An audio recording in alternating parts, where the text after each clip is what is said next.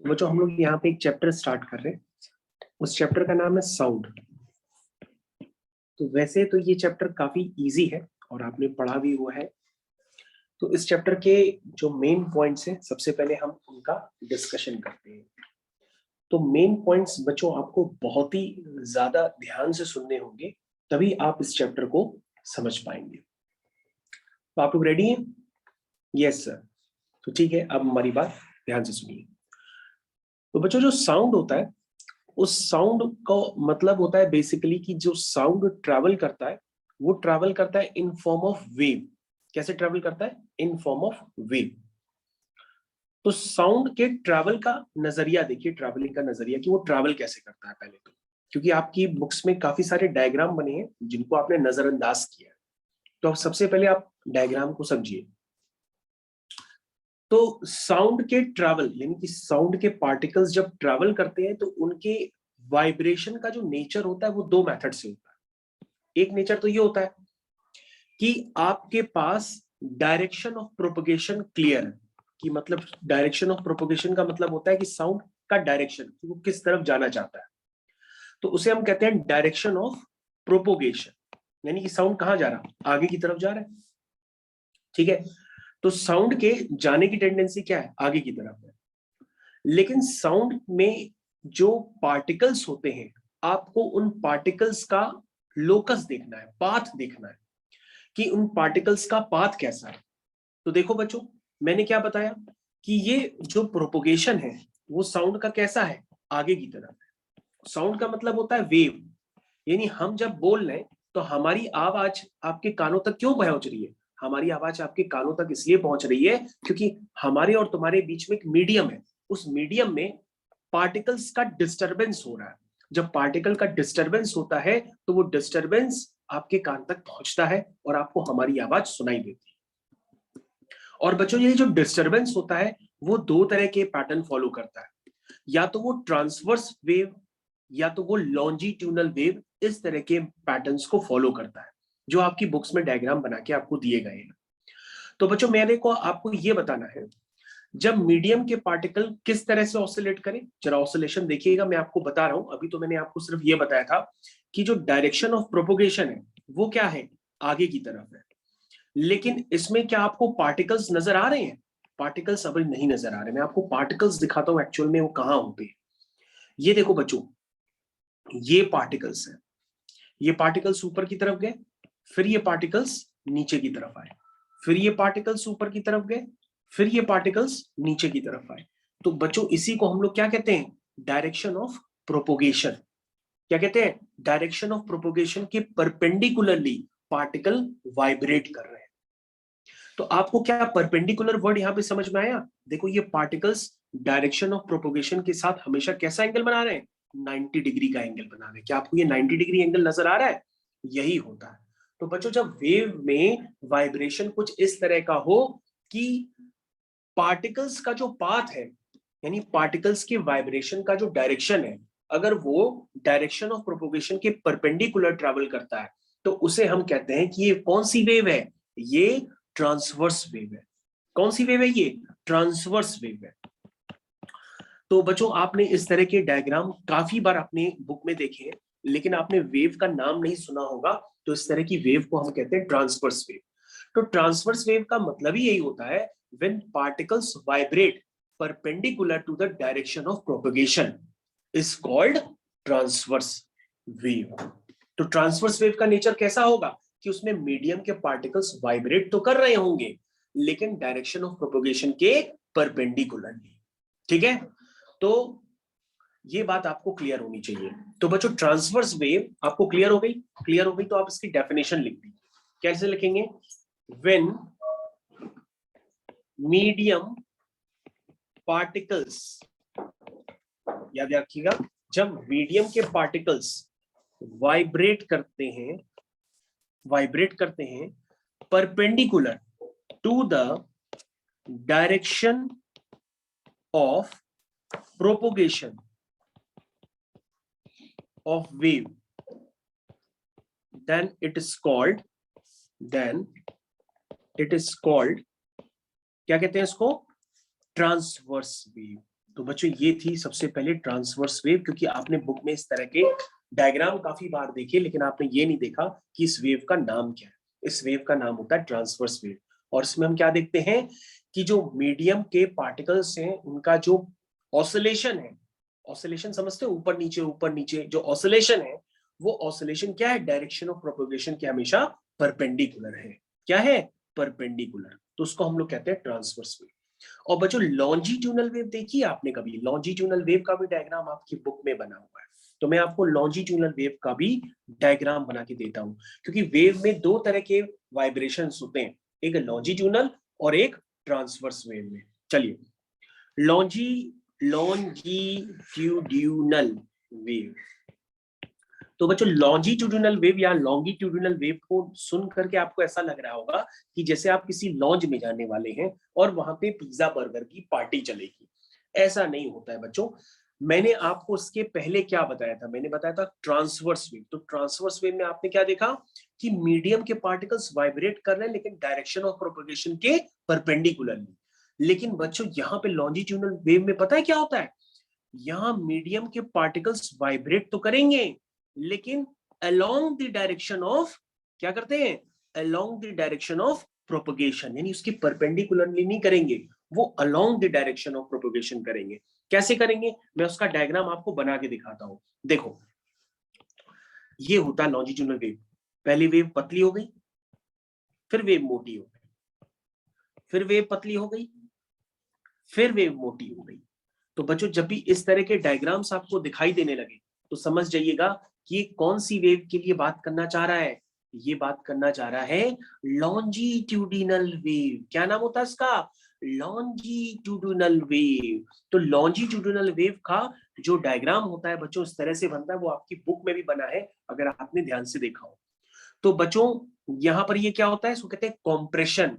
और जब फैल जाती है तो उसको क्या कहते हैं? रेयरफैक्शन। क्या कहते हैं? रेयरफैक्शन।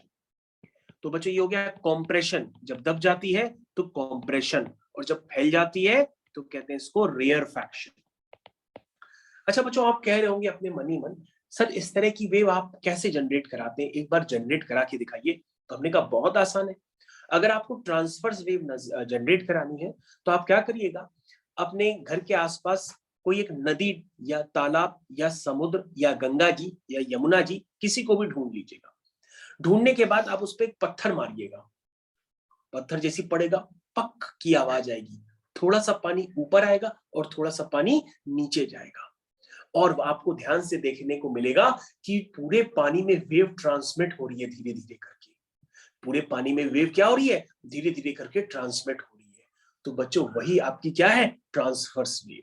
तो ट्रांसवर्स वेव में बच्चों क्या आपको देखने के लिए मिलता है कि जैसे ही मैंने पत्थर डाला तो पत्थर की आवाज से पानी की छपाक आवाज आई, और पानी छपाक से थोड़ा ऊपर दिखाई दिया और थोड़ा नीचे गया। तो जब ऊपर जाता है तो वो क्या बनाता है? क्रेस्ट। क्या बनाता है वो? क्रेस्ट। और जब नीचे जाता है तो क्या बनाता है? ट्रो। तो बच्चों क्या बनाता है वो? क्रेस्ट। और नीचे क्या बनाता है? ट्रो। ठीक है, तो ये बात आपको समझनी पड़ेगी। तो लॉन्जिट्यूडनल वेव में क्या होता है? लॉन्जिट्यूडनल वेव बच्चों स्प्रिंग में होती है। जैसे स्प्रिंग नहीं होती है, स्प्रिंग पहले दबती है फिर फैलती है, फिर दबती है फिर फैलती है। तो स्प्रिंग में आपको इस तरह की वेव दिखाई देने लगती है। तो आपके पास जो ट्रांसवर्स वेव है उसमें क्या दिखाई देता है? क्रेस्ट और ट्रो। और लॉन्जिट्यूडनल वेव में क्या दिखाई देता है? कॉम्प्रेशन और रेयरफैक्शन। ये दो बातें आपको नजर आने लगती है। अच्छा, अब हम लोग चलते हैं कैरेक्टरिस्टिक्स प्रॉपर्टी के ऊपर, characteristics terms related to wave. चलिए, तो अब हम लोग आगे पढ़ने जा रहे हैं साउंड चैप्टर में characteristics terms related to wave. अच्छा, मैंने लॉन्जिट्यूडनल वेव की डेफिनेशन तो लिखी नहीं, वो भी लिख देता हूं। यहां पे मीडियम के पार्टिकल्स वाइब्रेट करते हैं लेकिन along the direction of wave, और ऊपर क्या कर रहे थे? Perpendicular to the direction of wave. तो यहां पे लिख लीजिए, when medium particles vibrate along the direction of wave, then it is called it is called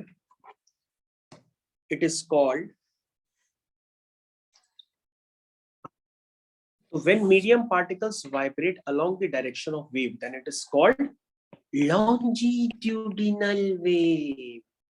ये होता है बच्चों। चलिए बच्चों, अब बच्चों आगे हम लोग कंटिन्यू करते हैं, और अब यहां से बहुत ध्यान से सबको समझना पड़ेगा, क्योंकि यहां से क्वेश्चंस बनना स्टार्ट हो जाते हैं।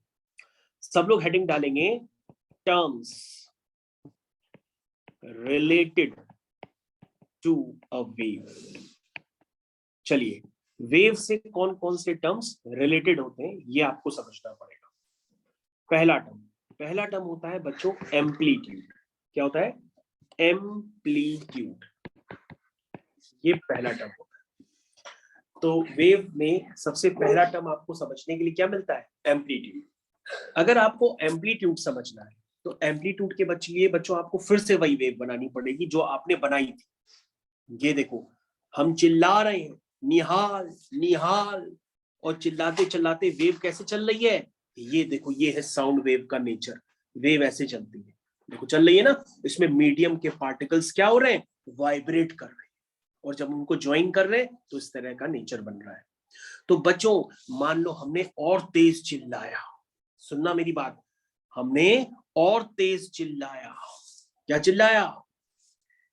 निहाल, निहाल निहाल, इस तरह से चिल्लाना चालू कर दिया। तो बच्चों क्या हो गया? वेव का एम्पलीट्यूड बढ़ गया। एम्पलीट्यूड क्या होता है? ये होता है बच्चों, ये क्या है आपका? एम्पलीट्यूड। तो बच्चों एम्पलीट्यूड आपको समझना पड़ेगा कि एम्पलीट्यूड वेव में हम किस तरह से देखें। एम्पलीट्यूड बेसिकली डिस्प्लेसमेंट होता है मीडियम पार्टिकल्स का, मैक्सिमम डिस्प्लेसमेंट। और फिर भी अगर आप ना समझ पाए तो हम एक लट्टू बांध के आपको दिखाते हैं कि आप एम्पलीट्यूड कैसे समझो। देखो बच्चों, हम एक लट्टू बांधते हैं, तो बच्चों ये वही लट्टू है जो उसको राघव खेला करता है। ध्यान से देखिए, ये है, मैंने राघव का लट्टू लटका दिया। ये बच्चों लट्टू तोड़ दिया राघव ने, उसको हम दोबारा जोड़ देते हैं, फिर से नहीं टूटा। राघव बार बार नाराज होकर लट्टू तोड़ दे रहा है। बच्चों हम लोग दोबारा, इसका नाम एक बच्चे ने बताया, सर ये लट्टू नहीं है, ये पेंडुलम है। बिल्कुल बेटा सही जवाब। हमने क्या किया? राघव से कहा बेटा इसको हिलाओ। राघव ने पक से इसको मारा और ये पेंडुलम घूम करके आगे चला गया। राघव ने सोचा ये घर छोड़ के चला जाएगा, लेकिन पेंडुलम क्या हुआ? राघव के पास वापस आया और उसके सर से टकरा गया। तब फिर रोने लगा। उसको क्या पता कि पेंडुलम क्या है।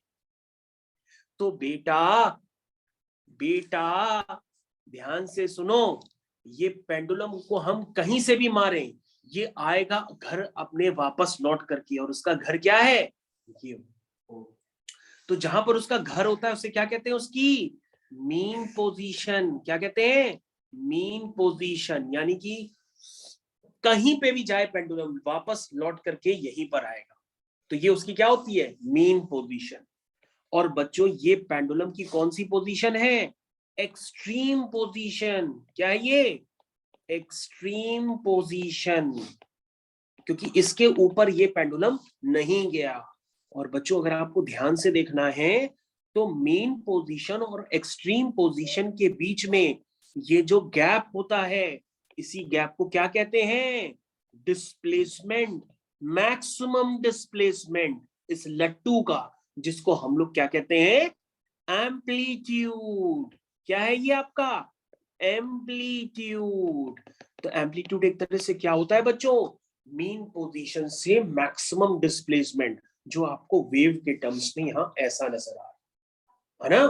तो बच्चों अगर देखोगे तो आप पढ़ो डेफिनेशन अपनी बुक में, लिखा है the maximum displacement of a particle of medium on either side.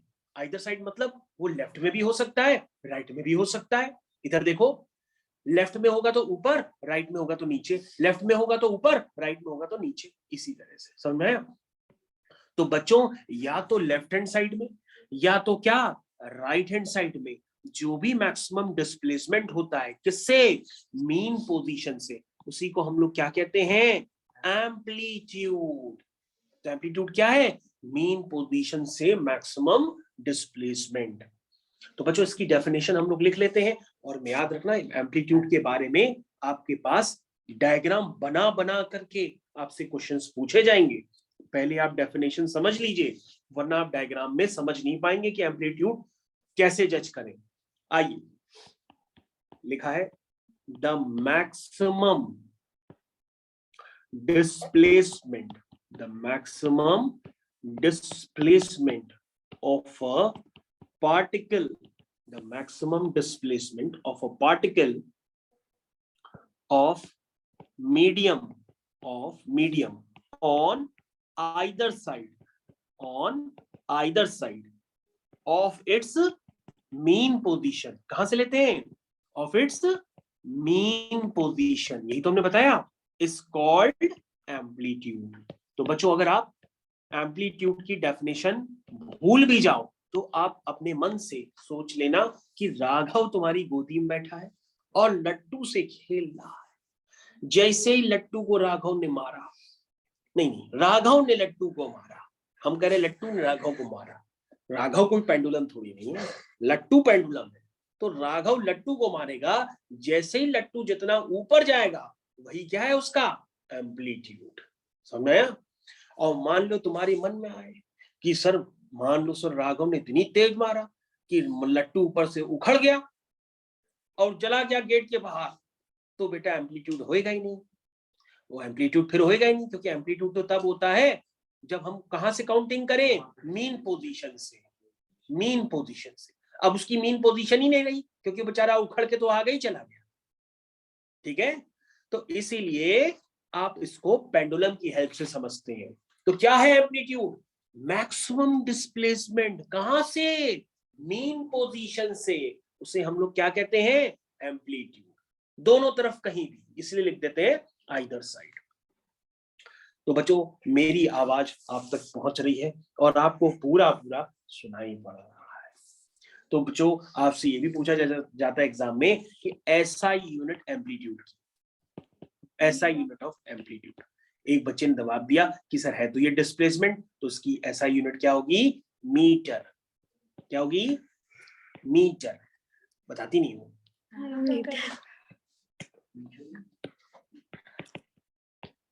Is metre. Metre को स्मॉल m से रिप्रेजेंट करते हैं। चलिए बच्चों, हमारे पास ये तो पेंडुलम का एग्जांपल हो गई, लेकिन बच्चों अगर हमसे पूछा गया कि टाइम पीरियड क्या है, मान लो शाम को पापा आ गए घर पे, कह रहे तब से तुम लोग राघव को खिला रही हो, अब बताओ टाइम पीरियड लट्टू का क्या है? तो देखो बच्चों, ये आपको कैसे समझना होगा।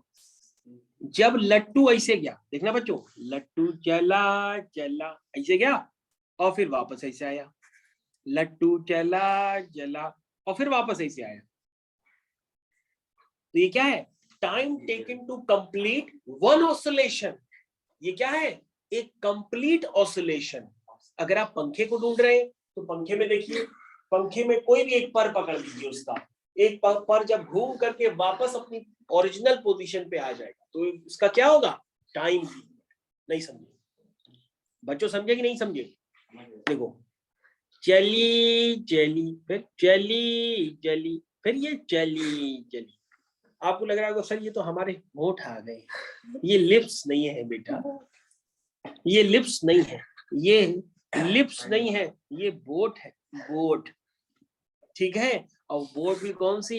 झूले वाली, जिसमें पानी भी अंदर आ जाता है, क्योंकि दोनों तरफ से क्या है? खुली। एक बच्चा कह रहा बोट का ऑक्सीडेशन हो रहा। भैया ये केमिस्ट्री नहीं है, ऑसिलेशन यही तो है। एक पर लो, जब घूम करके वापस अपनी जगह पे आ जाए तो उसको कहते हैं complete oscillation. Time taken to complete one oscillation is known as time. हाँ, तो बच्चों यहाँ पे लिखा हुआ है, अगर आप डेफिनेशन पढ़ेंगे तो आपको नजर भी आएगा, लेकिन मैं आपको यहाँ पे लिखा देता हूं, this is your time period. तो टाइम पीरियड बच्चों क्या होता है? क्या होता है बच्चों? The time taken by particle, the time taken by particle of medium to complete its one vibration या its one oscillation लिख देते हैं, वाइब्रेशन अजीब लग रहा है, one oscillation is called, क्या कहते हैं, टाइम पीरियड। तो बच्चों टाइम पीरियड की ऐसा यूनिट क्या होती है, सेकंड। एक बच्चे ने तुरंत जवाब दिया मुस्कुराते कि SI unit of time period is second. चलिए बच्चों हो गया। उसके बाद बच्चों आता है फ्रीक्वेंसी। क्या आता है, फ्रीक्वेंसी। जैसे फ्रीक्वेंसी की SI यूनिट आपको सबने बता रखी होगी, फ्रीक्वेंसी की SI यूनिट होती है हर्ट्ज। बिल्कुल सही जवाब। एक बच्ची कहती है मीटर पर सेकंड, फ्रीक्वेंसी की SI यूनिट होती है हर्ट्ज। बच्चों अगर आपको मीटर पर सेकंड याद रखनी है तो मीटर की जगह सिर्फ साइकिल लगा दीजिए, साइकिल। तो साइकिल पर सेकंड उसको कहते हैं हर्ट्ज। तो चाहे आप साइकिल पर सेकंड कहिए, चाहे आप हर्ट्ज करिए, ये दोनों ही फ्रीक्वेंसी की क्या है, SI यूनिट। ठीक है, तो SI unit of frequency is hertz. Hertz किसका नाम था, साइंटिस्ट का नाम था।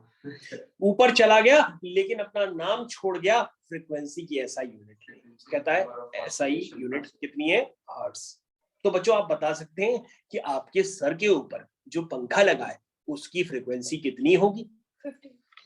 कितनी, 50 हर्ट्ज कितनी होगी। क्योंकि सर फ्रीक्वेंसी का मतलब ही नहीं पता, तो बताएं क्या।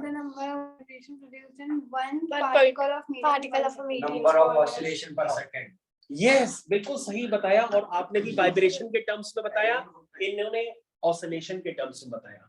Number of complete oscillation in 1 second is known as frequency. तो अगर मैं पूछूं जो आपके सर के ऊपर पंखा लगा है इसकी फ्रीक्वेंसी क्या होगी, क्योंकि सर इसका मतलब, हमने कहा इसका मतलब ये है कि ये पंखा 1 सेकेंड में कितने चक्कर लगा सकता है जब फुल स्पीड में चलेगा। तो सर चला के देखते हैं। अच्छा, जब फुल स्पीड में चलेगा तो ये पंखा हमें लग रहा है 1 सेकेंड में 10 बार तो घूम ही जाएगा। 1 सेकेंड क्या होता है देखो, 1 सेकेंड हो गया, 1 सेकेंड में 10 बार या 5 बार तो घूम ही जाएगा।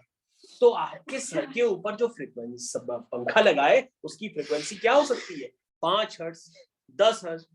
और आपको पता होना चाहिए पंखा जितना बड़ा होगा फ्रीक्वेंसी उतनी कम होगी, और पंखा जितना छोटा होगा उसकी फ्रीक्वेंसी उतनी ज्यादा होगी, क्योंकि छोटा पंखा जल्दी कंप्लीट ऑसिलेशन कर देता है ना। छोटा पंखा घूम करके जल्दी आ जाता है, बड़े पंखे में वेट भी जाना होता है और डिस्टेंस। हाँ, तो बच्चों number of vibration produced by particle in the medium in 1 second is called frequency.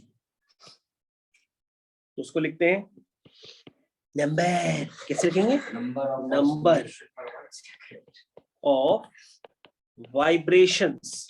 अच्छा तुम्हारी तो ऑसिलेशन लिखा है, हाँ इसकी में ऑसिलेशन लिखा है, ये सही कह रहा है। नंबर ऑफ वाइब्रेशंस कहिए या ऑसिलेशन कहिए, produced by a particle in 1 second. ये बच्चों बुक में डेफिनेशन गलत लिखी है, इस डेफिनेशन को आपको सही करना पड़ेगा। इसने वाइब्रेशंस लिखा है, बल्कि इसको लिखना चाहिए था नंबर ऑफ कंप्लीट वाइब्रेशन, क्योंकि वाइब्रेशन तो कुछ भी हो सकता है, वाइब्रेशन क्या होना चाहिए, पूरा कंप्लीट। तो number of complete oscillation in 1 second is known as frequency. तो नंबर ऑफ क्या, complete vibrations produced by a particle in 1 second known as, क्या कहेंगे, फ्रीक्वेंसी। क्या कहेंगे, फ्रीक्वेंसी। तो SI यूनिट क्या है फ्रीक्वेंसी की, हर्ट्ज। क्या है, हर्ट्ज। तो लिख लेते हैं बच्चों, SI यूनिट ऑफ फ्रीक्वेंसी कितनी है, हर्ट्ज। तो बच्चों ये मैंने हर्ट्ज लिख दी। या कई बच्चे कह रहे हैं सर इसको सेकंड की पावर -1 भी तो लिख सकते हैं। यस बेटा, सेकंड इनवर्स भी लिख सकते हैं। तो हर्ट्ज आप कह लीजिए, यही आपके लिए ज्यादा बेहतर। तो बच्चों अब आपके लिए एक बहुत ही इंपॉर्टेंट रिलेशनशिप आ रहा है, आपको याद रखना होगा। सभी बच्चे ध्यान देंगे यहाँ पे, आजू बाजू वाले। देखिए, आपको रिलेशन बताना है between time period and frequency. तो relation between time period and frequency, दोनों में क्या रिलेशन होता है? दोनों कंप्लीट करना, फ्रीक्वेंसी पूरा एक round. One upon time period. हाँ, तो बच्चों दोनों एक दूसरे के रेसिप्रोकल होते हैं।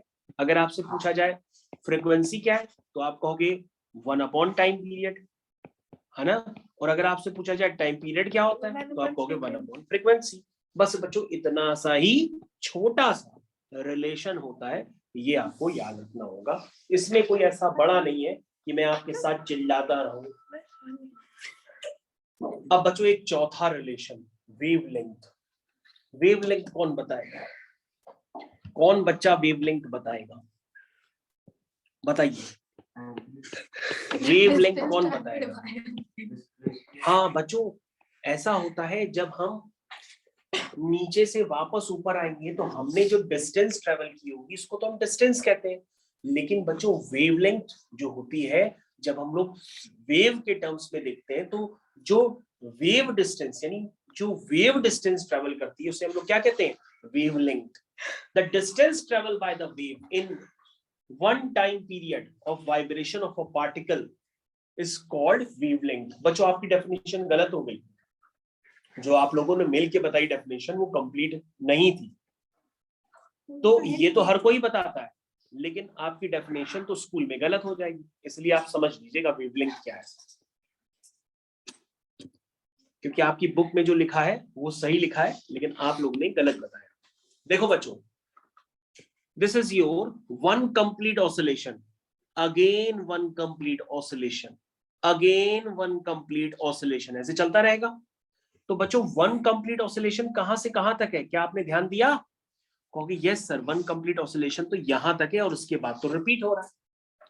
तो बच्चों वन कंप्लीट ऑसिलेशन या वन कंप्लीट वाइब्रेशन उसमें लिखा हुआ है the distance travel by the wave in one time period of vibration.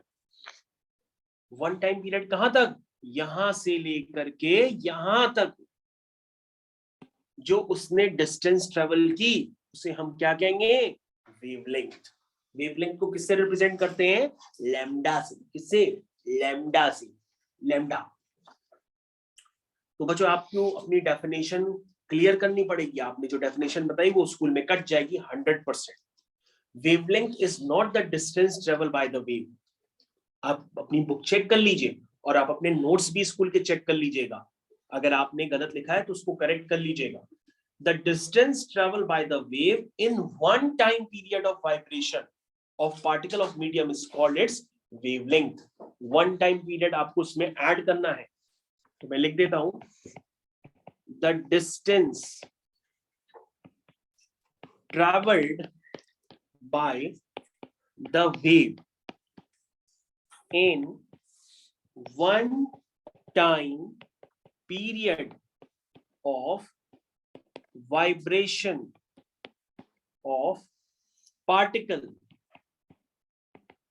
vibration of particle of medium is called its wavelength। क्या कहते हैं? its wavelength। तो बच्चों अब आपको ये वेवलेंथ क्लियर होनी चाहिए कि वेवलेंथ कहां से कहां तक है। यहां से यहां तक एक कंप्लीट वेवलेंथ है, और अगर हम उसका आधा पार्ट लेंगे तो वो लैम्डा बाई 2 हो जाएगा, और लैम्डा बाई 2 का भी आधा लेंगे तो लैम्डा बाई 4 हो जाएगा। लैम्डा बेटा वेवलेंथ का सिंबल होता है। अच्छा, वेवलेंथ के सिंबल को कहते हैं लैम्डा। तो वन कंप्लीट ऑसिलेशन में या वन कंप्लीट वाइब्रेशन में जो भी डिस्टेंस ट्रेवल होती है उस डिस्टेंस को हम लोग क्या कहते हैं साउंड में? वेवलेंथ। क्या कहते हैं? वेवलेंथ। याद रखिएगा बच्चों, वेवलेंथ की डेफिनेशन आप लोग गलत बता रहे हैं, इसको अब याद रखिएगा कि लैम्डा क्या है। लैम्डा क्या है? चलिए बच्चों, तो ये टर्म्स तो आपको क्लियर हो गए होंगे बहुत अच्छी तरीके से। टर्म्स रिलेटेड टू वेव, कि वेव को पढ़ने के लिए आपको किन टर्म से जान पहचान होनी चाहिए। ठीक है, तो आज के लिए हम लोग इसमें इतना ही रखते हैं, फिर हम लोग नेक्स्ट टर्न पे इसमें और भी पढ़ेंगे। थैंक यू, धन्यवाद।